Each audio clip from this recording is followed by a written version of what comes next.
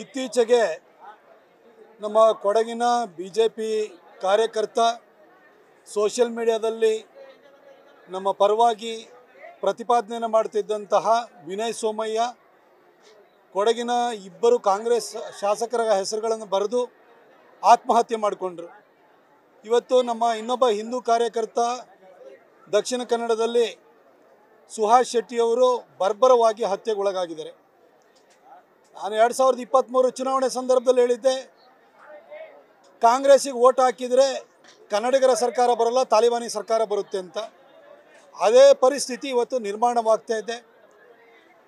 ನಾನು ಈ ಘಟನೆಯನ್ನು ಖಂಡಿಸಕ್ಕೆ ಹೋಗಲ್ಲ, ಯಾಕಂದರೆ ಸಿದ್ದರಾಮಯ್ಯ ಇರಬೇಕಾದ್ರೆ ಖಂಡಿಸಿ ಏನು ಉಪಯೋಗ ಇಲ್ಲ. ಯಾಕೆಂದರೆ ಅವರು ಮೊದಲನೇ ಸರಿ ಮುಖ್ಯಮಂತ್ರಿ ಆದಾಗ ಕೊಡಗಿನಲ್ಲಿ ಕುಟ್ಟಪ್ಪ ಹತ್ಯೆ ಆಯಿತು, ಕುಶಾಲನಗರದಲ್ಲಿ ಪ್ರವೀಣ್ ಪೂಜಾರಿ ಹತ್ಯೆ ಆಯಿತು, ಮೈಸೂರಿನಲ್ಲಿ ರಾಜು ಹತ್ಯೆ ಆಯಿತು, ಪಿರಿಯಾಪಟ್ಟಣದಲ್ಲಿ ಮಾಗಳಿ ರವಿ ಹತ್ಯೆ ಆಯಿತು, ಹಾಗೆ ನಮ್ಮ ದಕ್ಷಿಣ ಕನ್ನಡದಲ್ಲಿ ಸಂತೋಷ್ ರಾವ್ ದೀಪಕ್ ರಾವ್ ಹತ್ಯೆ ಆಯಿತು, ಬೆಂಗಳೂರಿನಲ್ಲಿ ರುದ್ರೇಶ್ ಹತ್ಯೆ ಆಯಿತು.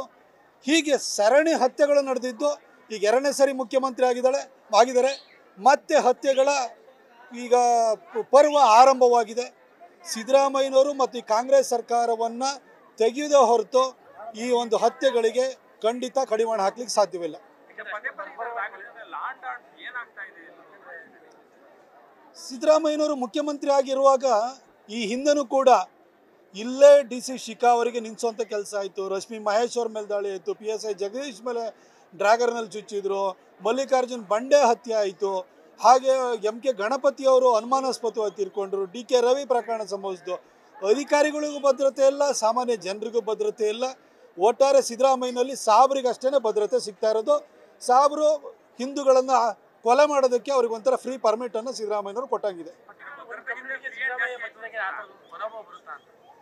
ಅಲ್ಲಿ ಹಿಂದೆನೂ ಕೂಡ ಅವರು 2013ರಿಂದ 2018ವರೆಗೂ ಇದೇ ವಾತಾವರಣ ನೋಡಿದ್ದು.